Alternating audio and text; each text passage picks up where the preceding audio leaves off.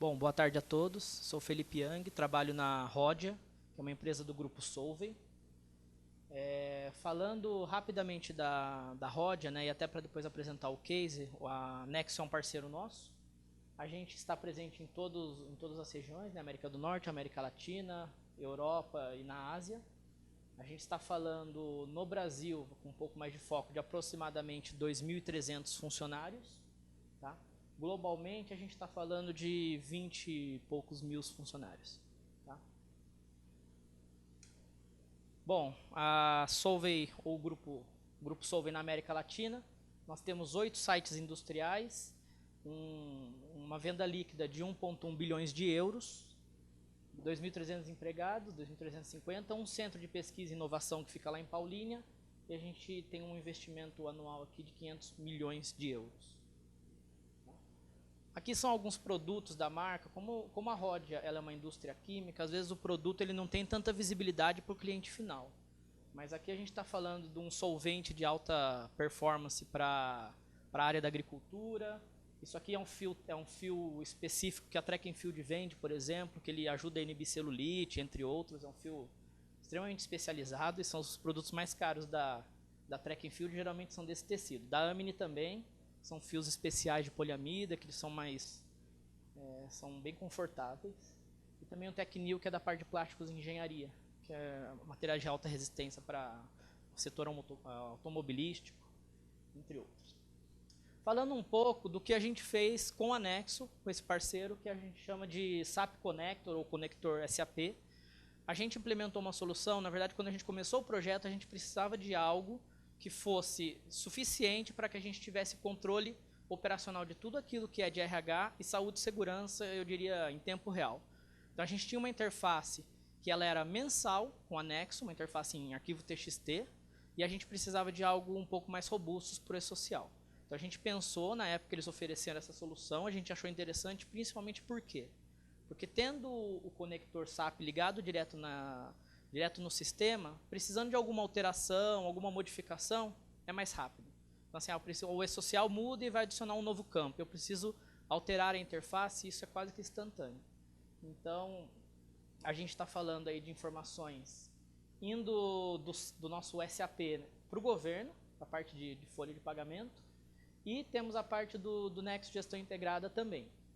Com esse conector SAP, a gente consegue extrair as informações dos empregados de forma quase que instantânea, toda a estrutura organizacional, facilidade para buscar novos campos e esse sincronismo de estrutura para a gente era fundamental.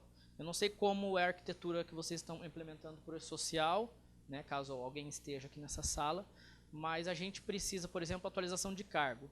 Isso geralmente demanda uma análise de ambiente de trabalho.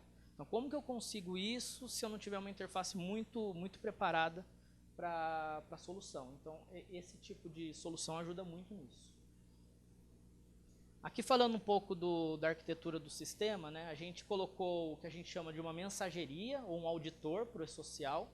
Então, a gente tem informações vindo de diversas frentes e, na verdade, quando a gente fala da mensageria, a gente já está pensando em sistemas futuros, né? A gente sabe que o governo futuramente vai começar a controlar o ponto, hoje já tem o ponto eletrônico no REP, daqui a pouco eles vão começar a pedir online isso. Então, tudo isso vai se interligar de alguma forma. Então, a gente fez uma arquitetura com um sistema central aqui que de alguma forma controla, a gente trabalha evitando os erros operacionais, falta de sincronismo entre os sistemas, para garantir que a gente tenha informação organizada para enviar para o governo. Porque não basta simplesmente falar, tenho um arquivo, vou mandar. Eu tenho que estar, vamos dizer, com os sistemas falando a mesma coisa. Eu tenho uma brincadeira que eu falo que se for para mentir, mente igual. Então, assim, se for para mandar errado, manda errado nos dois sistemas e fala a mesma coisa. O que a gente não pode, por exemplo, eu vou falar um pouco depois, é enviar, por exemplo, um recolhimento de insalubridade em folha aqui, falando que a pessoa, por exemplo, não está no ambiente insalubre e aqui eu envio que ela está no ambiente insalubre. Então, isso para o governo é prato cheio. É aqui que eles vão pegar. Eu acho que é um dos pontos principais que o e-social vai pegar. Tá? Essa é a minha opinião. Não é o PI. A gente preferiu não utilizar o PI, porque senão a gente teria que centralizar no SAP. E aí o SAP não fazia o tipo de checagem que a gente queria de regras de negócio. a gente esperava alguma coisa com regra de negócio, o SAP não ia fazer isso. Ele ia guardar as tabelas do Nexus, no caso, mas ele não faria nenhum tipo de checagem. A gente ficou um pouco preocupado com isso, acabou indo numa solução, num terceiro sistema, vamos chamar assim. Dando um exemplo, a ideia aqui não é explicar esse fluxo, mas mostrar um pouco da complexidade. Então, por exemplo, eu estou falando de folha de pagamento, né? Na verdade, esse fluxo aqui ele está alinhado com a versão anterior do social. Tá? Você tem os eventos de folha, você tem os eventos de saúde e segurança, né? O ambiente de trabalho, esse aqui é o de insalubridade e periculosidade, o 40, eu esqueci o nome dele, mas é o de controle de risco. Você tem essas informações chegando num terceiro sistema e aqui você tem que garantir a coerência. Por isso que a gente optou por esse cenário. E aí a gente tem um ponto importante. A nossa estrutura, muita gente vincula ao GHE, cada um chama o grupo de homogênea disposição, mas a gente tem uma estrutura que a gente tentou vincular principalmente ao cargo. Por quê? Porque a principal mudança, né, cargo, setor, é quando altera, a gente precisava da interface para isso. A gente consegue, através daquele SAP Connector, dessa estrutura, a gente tem uma maior facilidade para validar a informação. Né? Porque a gente sabe hoje em dia que o RH muda alguma coisa, não avisa a gestão, ou a gestão muda alguma coisa e não avisa o RH. Então, esse tipo de coisa a gente tenta evitar. Lógico que a gente não vai evitar tudo, aquilo que o pessoal faz por baixo dos panos vai continuar sendo feito, né? Não tem jeito. Mas a ideia é que a gente tente evitar. Então, aqui, ó, como garantir que a informação está alinhada entre as áreas? Esse é um ponto, né? A gente tem um cross-check final aqui. Né, insalubridade e periculosidade, eu acho que é o grande ponto para o e-social quando a gente fala de saúde e segurança.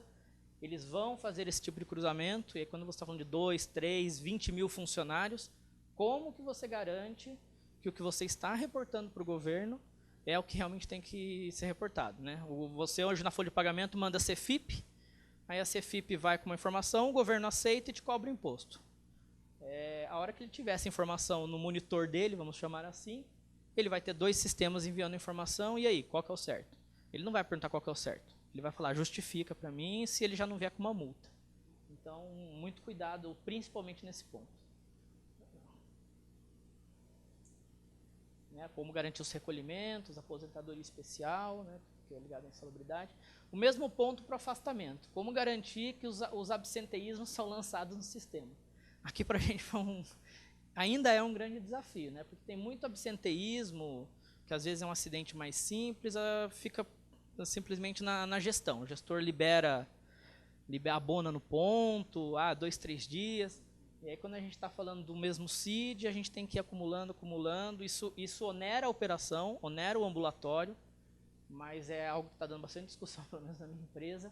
Mas um ponto importante aqui que eu vejo do absenteísmo se a gente não controlar isso da forma efetiva e a pessoa tiver um acidente de trabalho e ela, por exemplo, está afastada, acabou. Você não tem como, quando você estiver mandando isso online para o governo, esquece. Você não vai ter como retificar. Na verdade, você até pode, mas você vai levantar uma série de questões. Então, controlando muito bem férias, todos os tipos de absenteísmo, seja de folha ou absenteísmo de HSE, você num sistema sincronizado, você consegue de alguma forma garantir isso.